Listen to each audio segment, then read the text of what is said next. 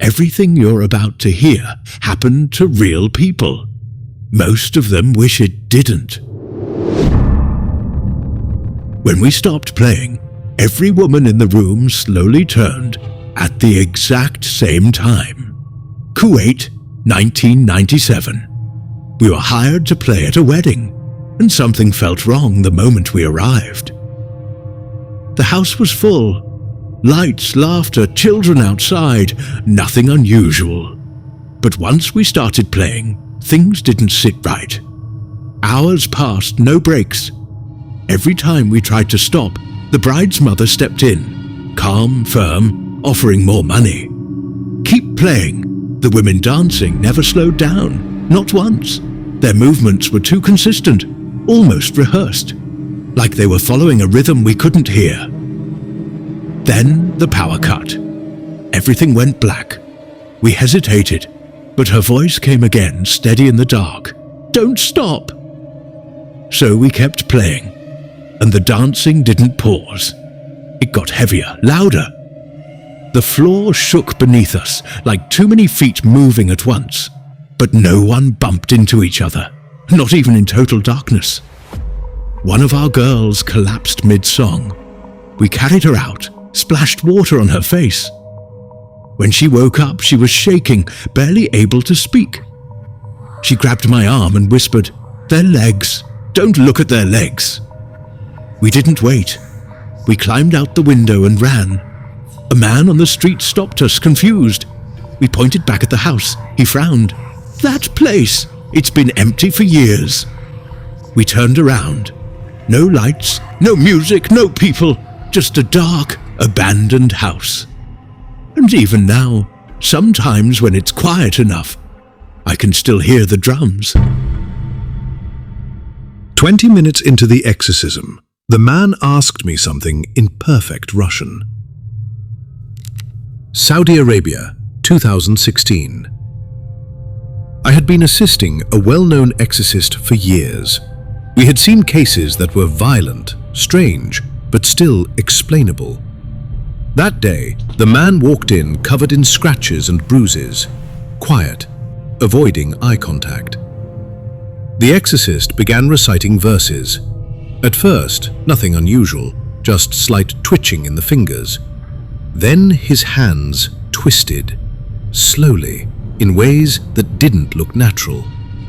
His breathing changed, deeper, heavier. Minutes passed.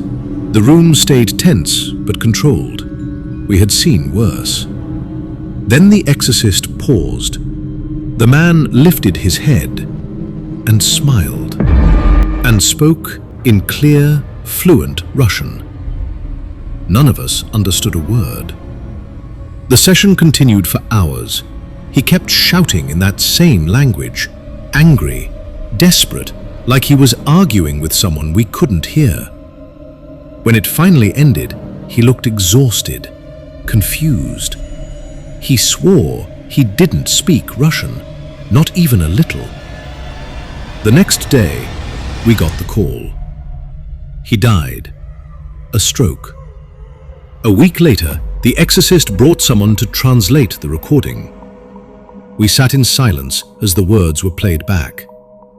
"I am in love with this man. I will take his life." And he did. We ran out of the cave screaming, but my dad walked straight inside. Salalah, Oman, 2017. It was supposed to be a normal family trip. Camping, exploring, nothing unusual. My sister and I found the cave by accident. It was hidden under a rocky hill, cold air pouring out of it. The deeper we went, the worse it smelled, like something had been rotting for a long time. The walls were covered in strange carvings, symbols we didn't understand, but they didn't feel random. Then we saw him, a figure, standing still, back turned to us, not moving, not breathing. It slowly turned around and screamed, "Get out!" I dropped my phone. We ran without looking back. When we told our dad, he didn't hesitate, just laughed it off and said he'd go get the phone. We begged him not to go. He went anyway.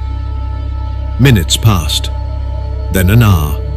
No signal, no sound from the cave. When he finally came out, something felt off. He didn't look at us, didn't ask if we were okay, just walked to the car and sat down.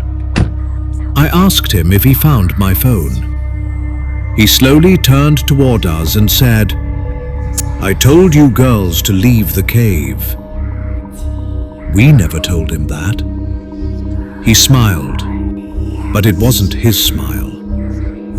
After that day, he was never the same, and whatever was inside that cave didn't stay there.